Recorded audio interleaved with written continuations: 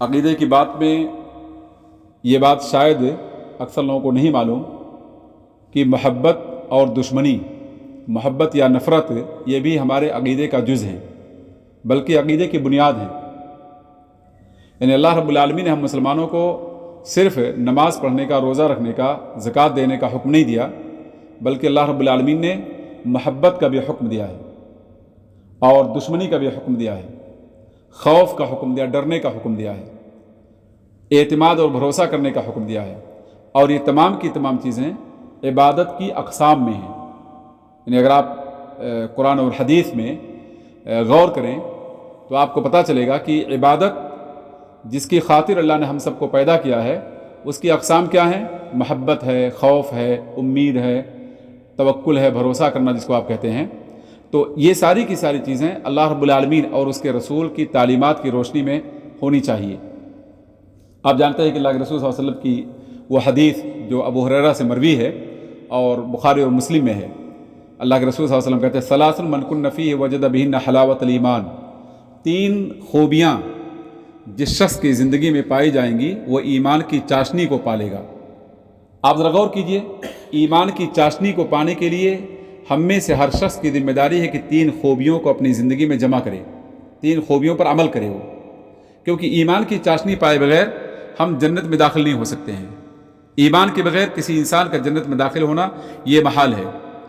اسی بات کا اعلان ہمارے نبی صلی اللہ علیہ وسلم نے کروایا تھا کہ جاؤ اعلان کر دو، الا لا تدخل الجنہ الا نفس مومنہ، آگاہ ہو جاؤ جنت میں صرف مومن نفس ہی داخل ہوگا، یعنی جو مومن نہیں ہے اس کے لیے جنت میں داخل ہونا ممکن نہیں ہے۔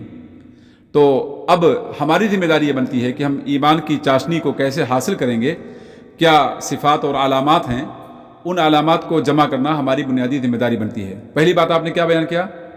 من کان اللہ ورسولہ احب الیہ مما سواہما، جس شخص کی زندگی میں اللہ اور اس کے رسول باقی تمام چیزوں سے زیادہ محبوب ہو جائیں، یعنی ایسا انسان جس کی زندگی میں اللہ رب العالمین کی محبت اور اس کے رسول کی محبت دنیا کی تمام چیزوں سے زیادہ عزیز ہو جائے، محبوب ہو جائے، تو ایسا انسان گویا ایمان کی چاشنی کو پانے والا ہوگا۔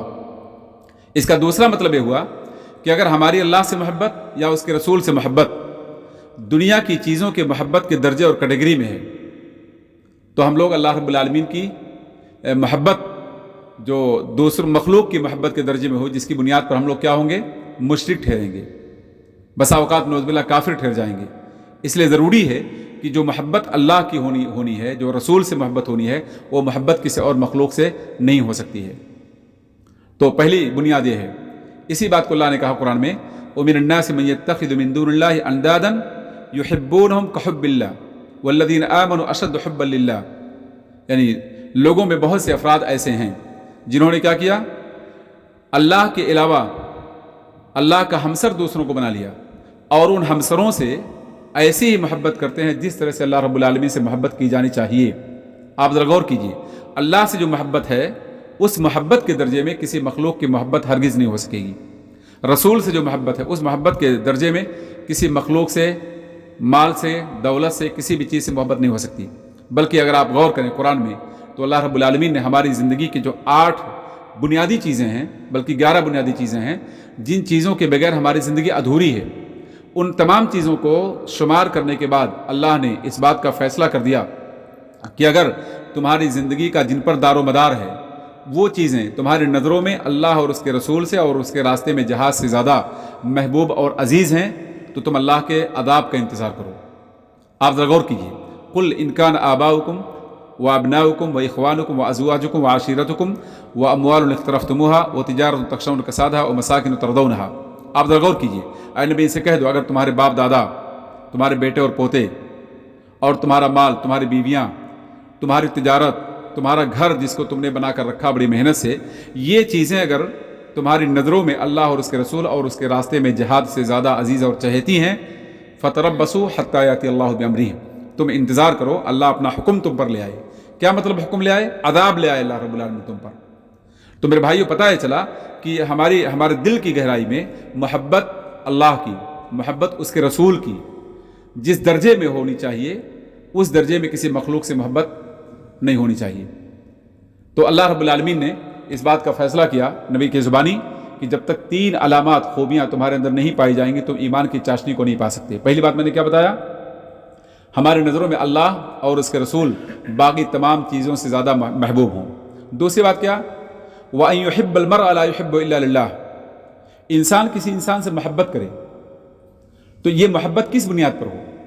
کیا دولت کی بنیاد پر، خاندان کی بنیاد پر، رنگ و نسل کی بنیاد پر، قومیت کی بنیاد پر، یا مثلا پڑوس کی بنیاد پر نہیں، بلکہ کسی بھی انسان کی دوسرے انسان سے محبت کس بنیاد پر ہو؟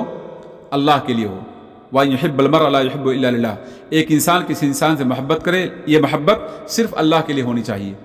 اگر ہم نے کسی انسان سے محبت کی اپنے ذاتی فائدے کے لیے، اس لیے کہ ان سے ہم کو فائدہ مل رہا ہے، ہماری ہیلپ کرتے ہیں، ہمارا فلاں کرتے ہیں، ہمارا فلاں کرتے ہیں، اگر اس بنیاد پر کسی سے محبت ہوئی تو گویا کہ ہماری یہ محبت کیا ہے؟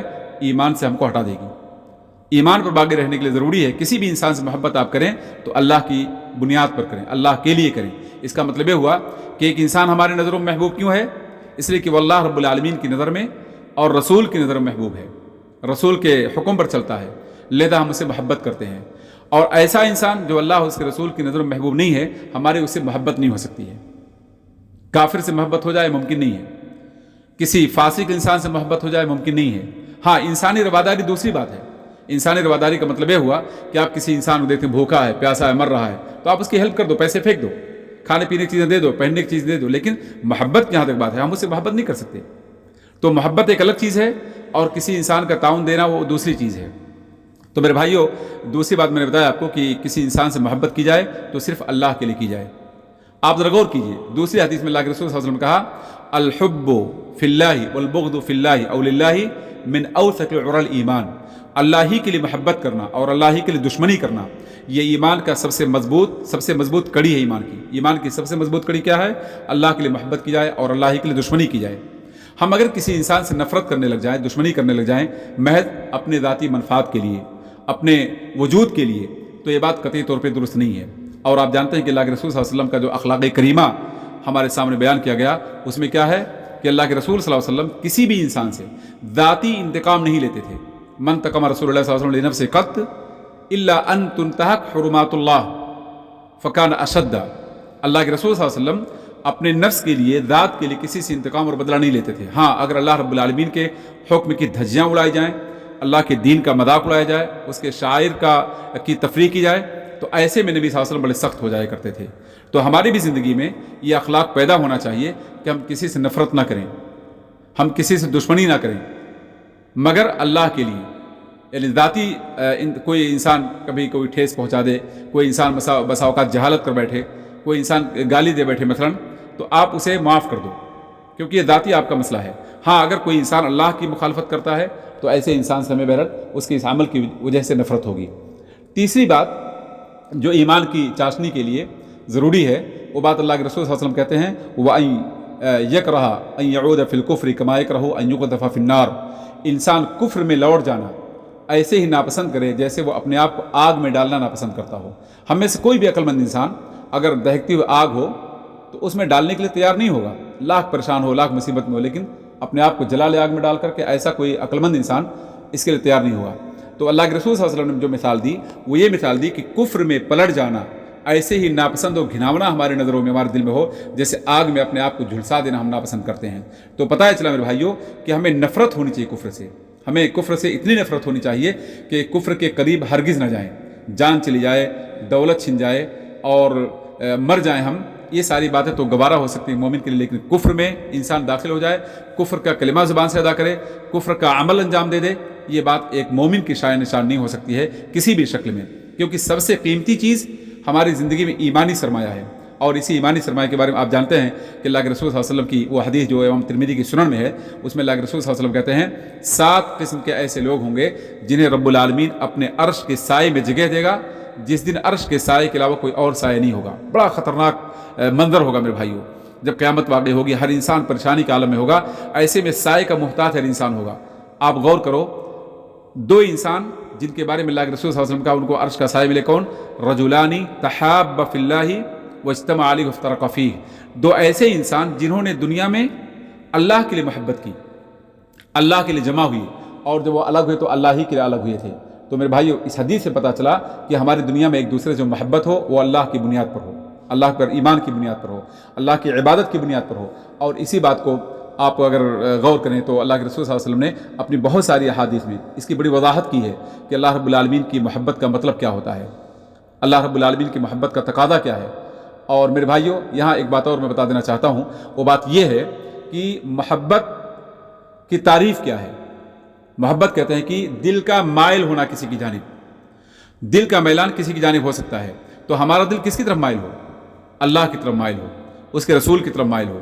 اس کا مطلب یہ ہوا کہ ہم اللہ کے حکم پر اپنے آپ کو مطمئن پا جائیں۔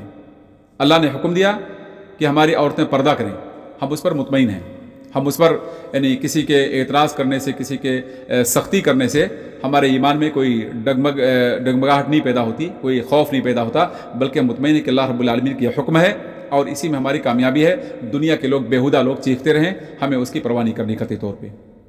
تو میرے بھائیوں میرے کہنے کا صرف مطلب یہ ہے کہ ہم اللہ کی محبت کو سمجھیں اور رسول کی محبت کو سمجھیں، کیونکہ اس محبت کو سمجھے بغیر ہم میں سے کوئی بھی شخص مومن نہیں ہو سکتا ہے۔ تو محبت کے لیے بہت سے لوگ ہمارے ہیں عشق کا لفظ استعمال کرتے ہیں، بہت سے ہمارے بھائی کیا ہیں کہتے ہیں عشق رسول، ہم آپ سے عشق کرتے ہیں، یا محبت رسول کے بجائے وہ عشق رسول کا لفظ استعمال کرتے ہیں۔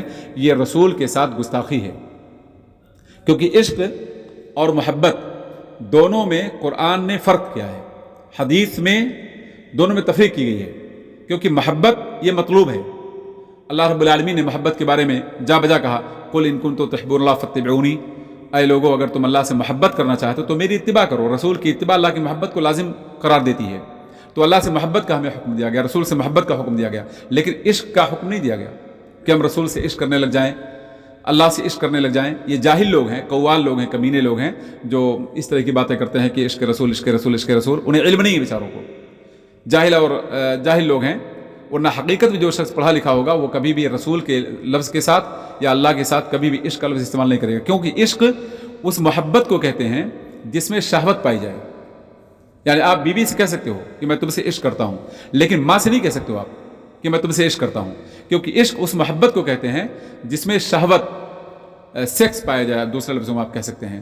تو ایک انسان رسول سے محبت کے بجائے عشق کا لفظ استعمال کرے، جبکہ عشق کو اللہ نے استعمال نہیں کیا، رسول نے استعمال نہیں کیا۔ ہاں محبت کو استعمال کیا اللہ رب العالمین نے، رسول نے استعمال کیا۔ جیسے کہ اللہ کے رسول صلی اللہ علیہ وسلم بارے میں آتا ہے کہ عائشہ احب النساء الیہ، عائشہ میری نظر میں سب سے محبوب بیوی میری ہیں۔ اللہ کے رسول صلی اللہ علیہ وسلم کے بارے میں کہتے ہیں صحابی کان یحب الحلوہ، اللہ کے رسول صلی اللہ علیہ وسلم حلوہ پسند تھا، آپ کو خوشبو سے محبت تھی۔ تو محبت کا لفظ ہمیں اللہ کے لیے اور اس کے رسول کے لیے استعمال کرنا ہوگا، اور عشق کے لفظ کو استعمال کرنے سے بچنا ہوگا میرے بھائیوں۔ تو محبت کی بہت ساری قسمیں ہیں، محبت کی قسموں میں محبت ہے، عشق ہے، غرام ہے، خلت ہے۔ تو خلت محبت کا سب سے اعلیٰ درجہ ہے۔ اس کی دلیل اللہ کے رسول صلی اللہ علیہ وسلم حدیث جس میں آپ نے کہا لو کنت متخذا من امتی خلیلا لاتخذت ابا بکر خلیلا ولکن خلیلی اللہ، اگر میں اپنی امت میں کسی کو خلیل بنانا چاہتا تو ابو بکر کو بناتا، لیکن میرا خلیل اللہ رب العالمین ہے۔ تو پتہ ہے چلا کہ محبت کا جو سب سے اعلیٰ سپرلیٹو ڈگری جس کو آپ کہہ سکتے ہیں وہ کیا ہے؟ خلت ہے۔ خلت کا مطلب کیا ہوا؟ ایسی محبت جو انسان کے دل کی گہرائیوں میں جگہ بنا لے، اور پھر اس کے علاوہ کسی اور کا خوف، کسی اور کی پرواہ انسان کے دل میں باقی نہ رہ جائے۔ تو رسول کہتے ہیں کہ خلت کا جو درجہ ہے میرے دل میں وہ صرف اللہ کے لیے خاص ہے۔ جبکہ محبت کے بارے میں اللہ کے رسول نے کہا کہ میں ابو بکر سے محبت کرتا ہوں، میں فلاں سے محبت کرتا ہوں، اور آپ نے یہ بھی کہا کہ ھذا جبل یحبنا ونحبہ، یہ پہاڑ ہے جس سے ہم محبت کرتے ہیں، وہ پہاڑ ہم سے محبت کرتا ہے۔ تو رسول نے محبت کا تو اعلان کیا، لیکن خلت صرف اللہ کے لیے خاص کیا۔ تو میرے بھائی ہمیں بھی چاہیے کہ ہم لوگ ہماری زندگی میں جو محبت کا سب سے اعلیٰ معیار ہو وہ صرف اللہ کے لیے ہو اور اس کے رسول کے لیے ہو۔ یہی ہمارے ایمان کی علامت اور دلیل ہے۔ بہر صورت میں انہی کلمات پہ آپ سے رخصت چاہتا ہوں۔ اللہ سے دعا کہ اللہ رب العالمین مجھے اور آپ کو محبت کا مفہوم سمجھنے کی توفیق دے۔ وآخر دعوانا ان الحمد للہ رب العالمین۔ السلام علیکم ورحمۃ اللہ وبرکاتہ۔